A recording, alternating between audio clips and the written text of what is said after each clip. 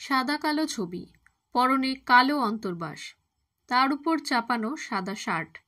চোখ বন্ধ করে ক্যামেরার সামনে নিজস্ব ভঙ্গিমায় বসে রয়েছেন অভিনেত্রী সঙ্গশ্রী সিংহ মিত্র। তাকে সচরাচর এইভাবে দেখতে অভ্যস্ত নন দর্শক। অভিনেত্রী নিজে এই ধরনের পোশাক পরতে যে খুব বেশি স্বাচ্ছন্দ্য বোধ করেন তা নয়, এমনকি তার মাও খুব যে খুশি তা নয়। সঙ্গশ্রী বলেন, কার বক্ষ কেমন বক্ষ তার উপর নির্ভর করছে ভালো লাগা না লাগা। নিজের পেশার জন্য যদি এই ধরনের পোশাক পরতে হয় তাতে আমার কোনো অসুবিধে নেই, কিন্তু বাস্তবে বিকিনি পরে সমুদ্র তটে বা বিকিনি ব্লাউজের সঙ্গে শাড়ি পরে বিয়ে বাড়ি যেতে পারবো না। যদিও এই ছবি সমাজ মাধ্যমের পাতায় পোস্ট করার জন্য খুব বিরক্ত হয়েছেন তার মা। তিনি কোনোভাবেই চান না এমন উন্মুক্ত পোশাকে কোনো ছবি তুলে তিনি সমাজ মাধ্যমের পাতায় পোস্ট করুন।